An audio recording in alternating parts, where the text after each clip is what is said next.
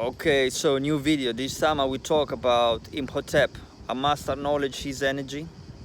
When I first got interested about ancient Kemet, so-called Egypt, I read about Imhotep and about Tehuti. And what was particular about it that whilst I was reading, I was kind of downloading the information. It was a pretty strange sensation because it's nothing that I felt before, right? So it's as if something has opened, like from top to bottom, and the information was coming to me. I don't know. I see it personally as some type of initiation, or those energy just responded and just exactly they initiated me somehow. So Imhotep, deserved the utmost of respect. He is considered the first multi-genius of recorded history. The first multi-genius. Of course, he's not the first because we're talking about, we're talking about Tehuti, we're talking about the father of almost everything. So Tehuti is the go-to deity when it's about, knowledge, wisdom, you name it, astrology, everything.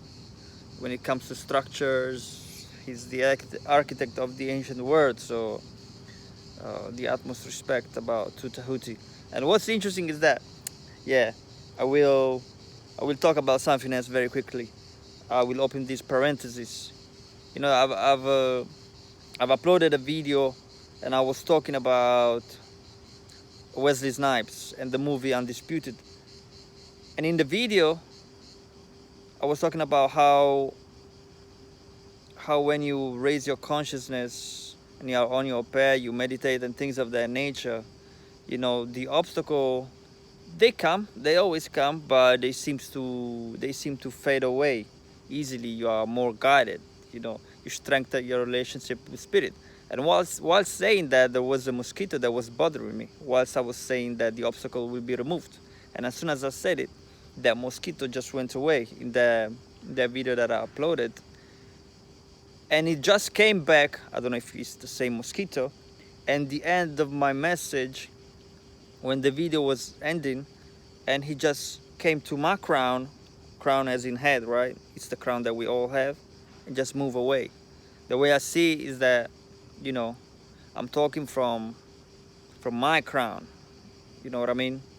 And again, don't think this is ego.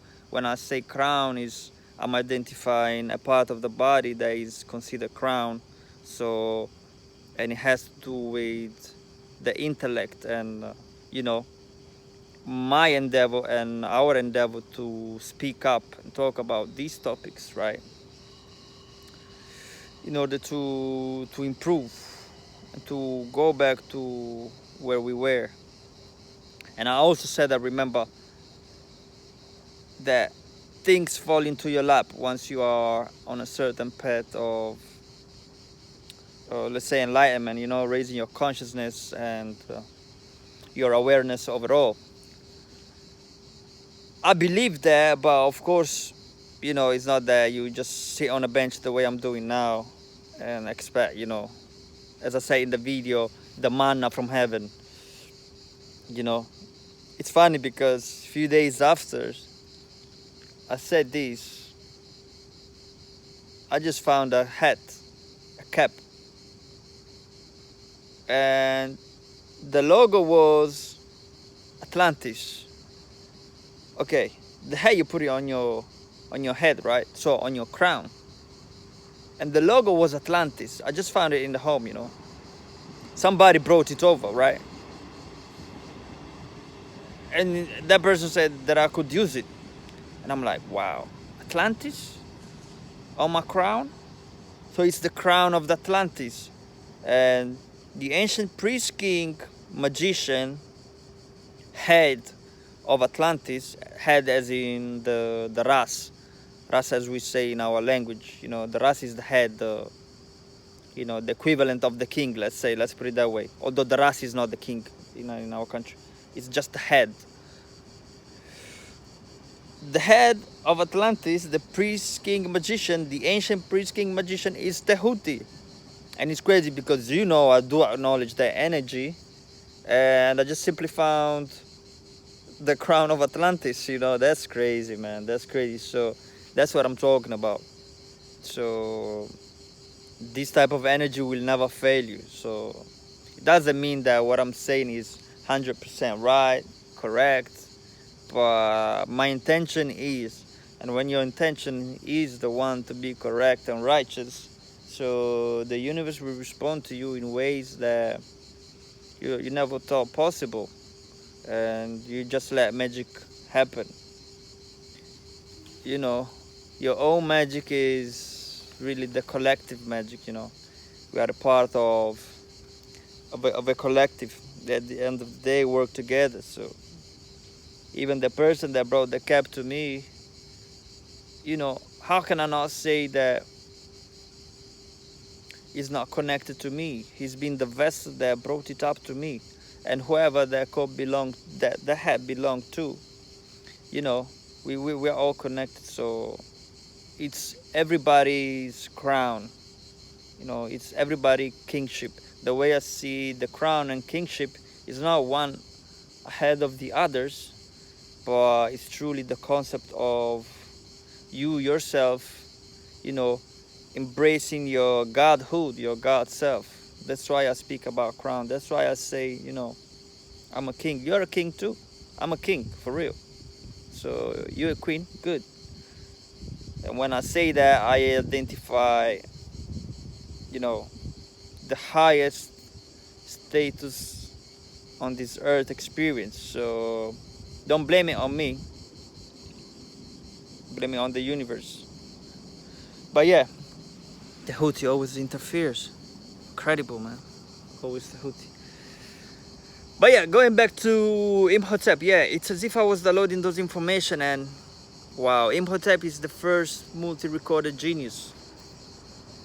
So he was the Grand Vizier of the King Djoser or Menes, who was the one that unified Upper and Lower Kemet.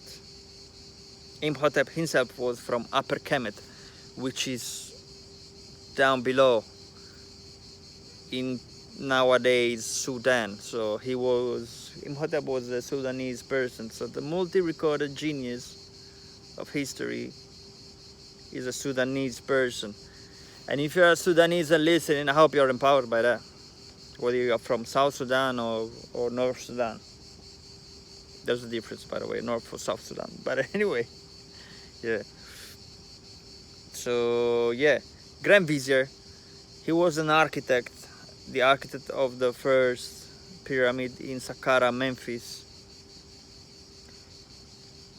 He was a physician. He's also the real father of medicine. He himself, he named many anatomical parts, and he named many different pathologies, and of course he had the cure for it.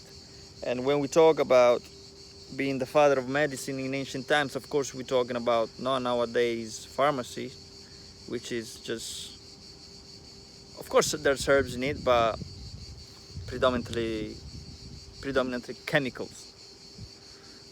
So he was the father of medicine with herbs, original medicine herbs. So it's unbelievable. Hippocrates is the one that is recognized as the father of medicine in this Western world, right?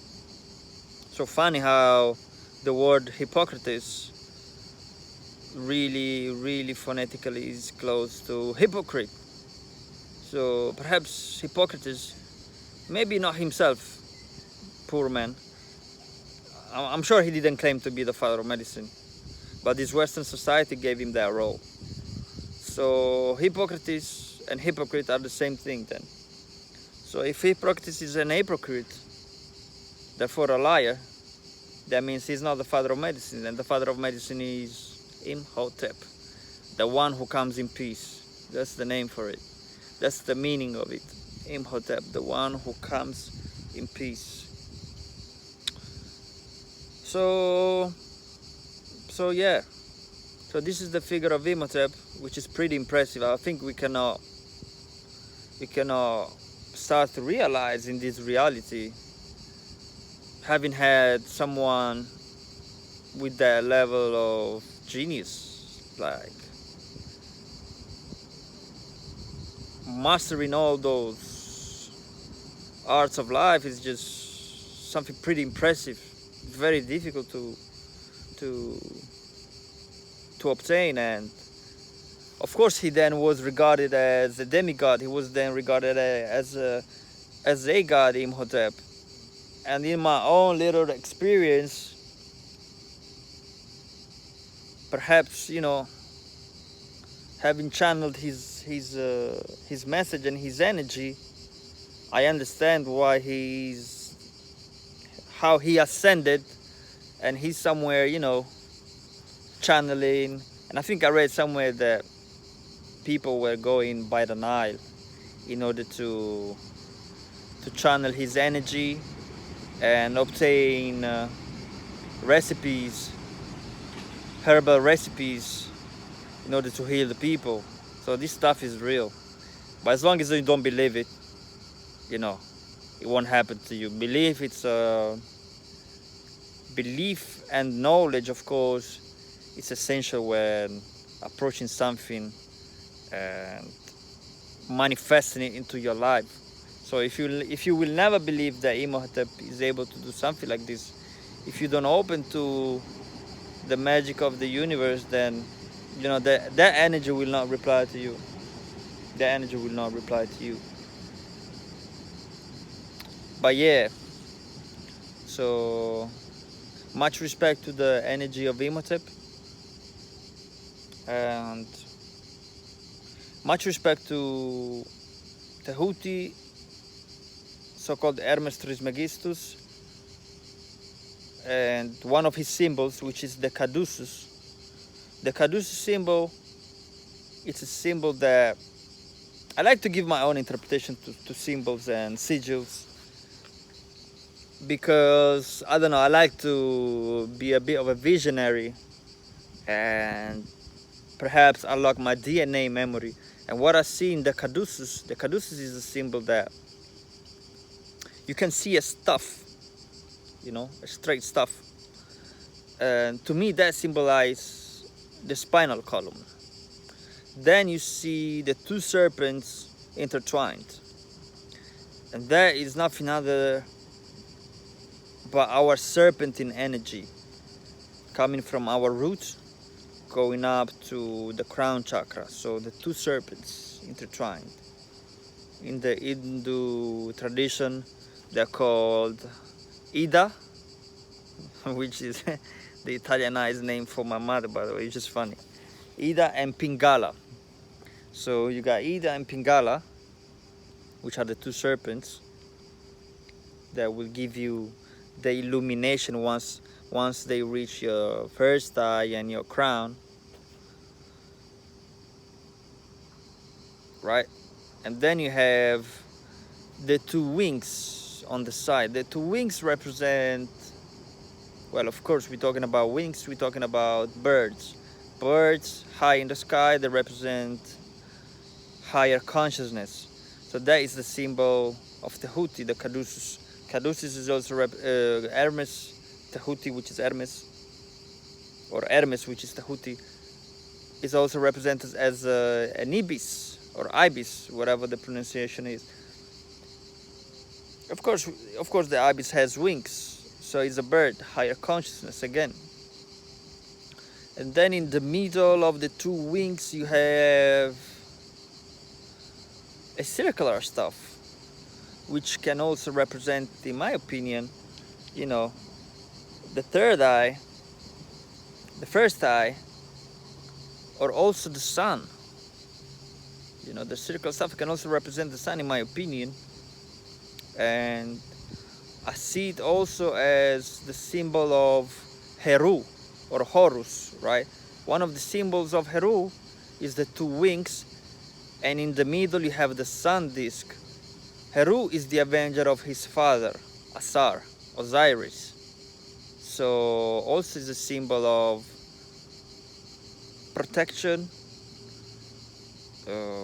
protection against the evil eye, you know, overcoming the obstacles, and kingship, being supreme. And again, kingship is given by the opening of your crown, you know. So I think those symbols and messages, you know, are really connected and related, in my own opinion. And yeah, this is something that I'm speaking about. You know, it's not that I've been. It's all based on my research and my interpretation. I keep my message. I try to keep my message as clean as possible and give my own perspective, right? So this is the original Caduceus symbol, in my opinion. So I should maybe talk about more about certain things, because not everybody can grasp what the Kundalini energy is and what I'm referring to when I'm talking about the spine. But yeah,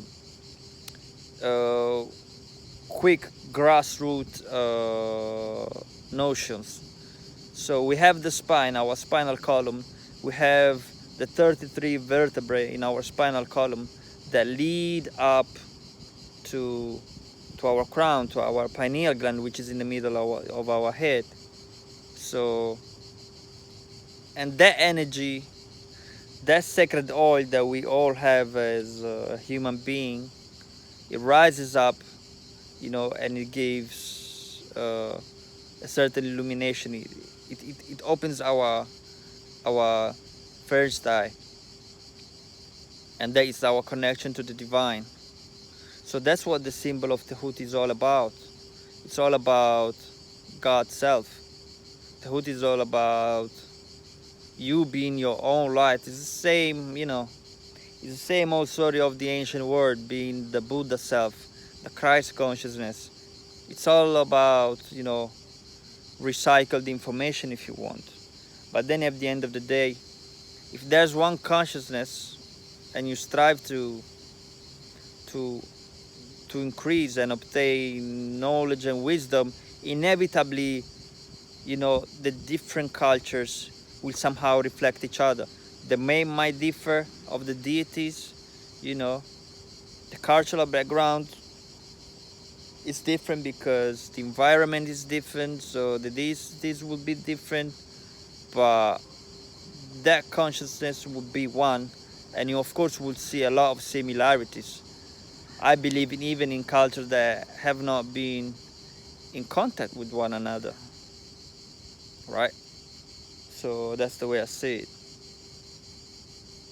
So all power to the ancient priest, king, magician, Tehuti. And yeah, so that's another symbol also, which is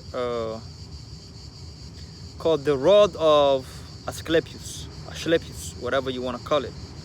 Search it out. It's the symbol of the World Health Organization,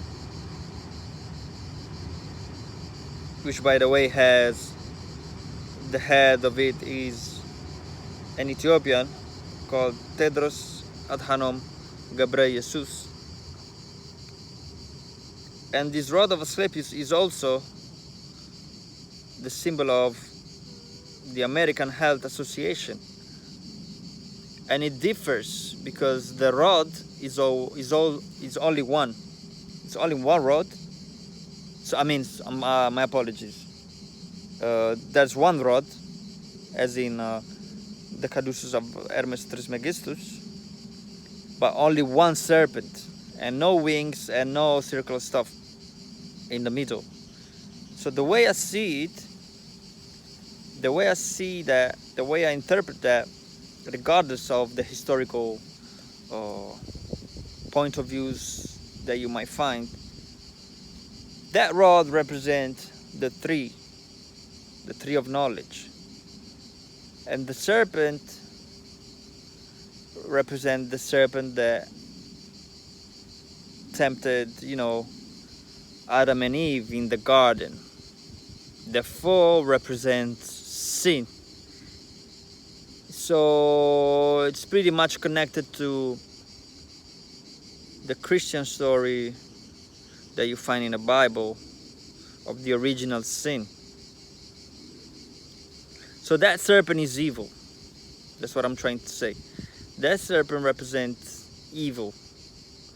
The 3 represent the knowledge, right? So the serpent was supposed to tempt Adam and Eve, and Adam and Eve were not supposed to know about knowledge, which is strange. How can a God ask not to have a fruit from the tree of knowledge? That's madness.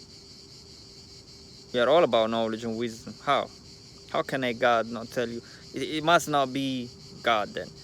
If a God, whoever that God is, whatever mask he has on, he tell you, I'm God, and you should not know about knowledge and wisdom, well, you know already it's the devil, or the representation of the devil, right?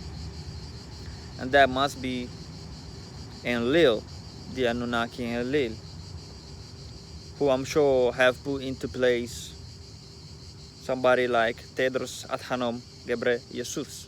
So yeah, I know you are an Enlilite, part of the elites. You are an Enlilite.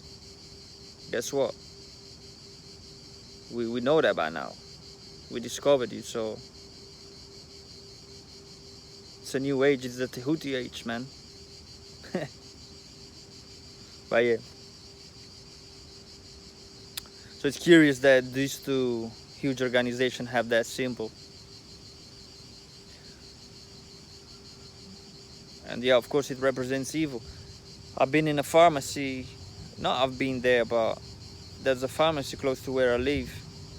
They have the symbol, of course, and it's funny because one of the first time I realized what that represented,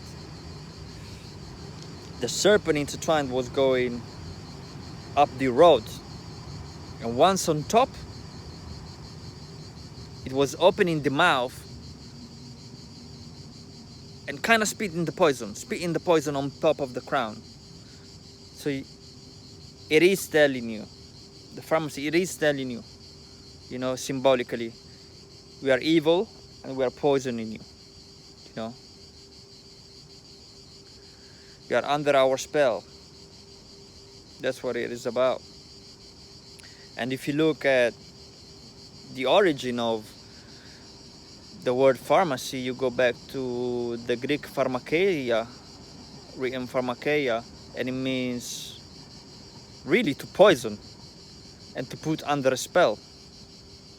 Can you imagine that? To poison and to put under a spell. And if you look at most of the people there are under subscriptions of drugs, they are under spell, man. They are. First of all, you can tell they're addicted by whatever chemicals is in there.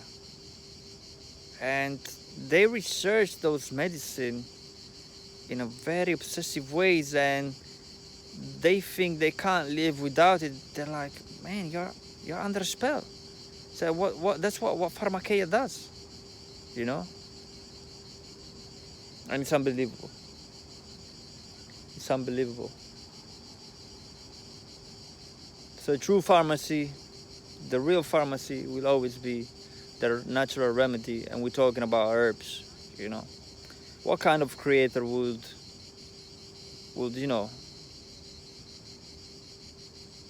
create the circumstances of creating life,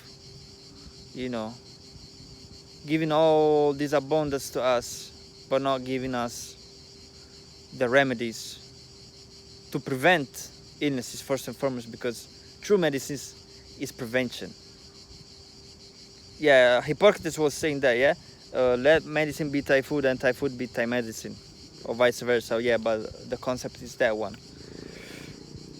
And that's the truth. It's about preventing and then the cure, right? But yeah, we've been fooled. We've been fooled in this existence. Yeah, think about it. I mean, we got rainforests, like for example, the one in the Congo and the one in the Amazon. And only like even less than 10%, even less than 10% has been explored. Like, you know what that means? That means there's a tons of herbs that would give us certain vitamins and minerals for our well-being, and God knows what we'll be able to do with all those herbs. And how about even fruits and all the different crops that you might have? I mean, really, we ignorant. Even the ocean is totally unexplored. We really think we're living in an advanced society, but we know nothing about the reality we're in. Like, you know, someone listening to this might say, oh, what, this guy knows something. No, I know nothing, man. I really know nothing, for real. We all just reawakening. I don't think there's people on this face of the earth that, well, there is people, yeah, but there is. But you can probably count them on, you know, in a hand, you know. Not even that. They truly know really what's going on. Nobody knows. But yeah,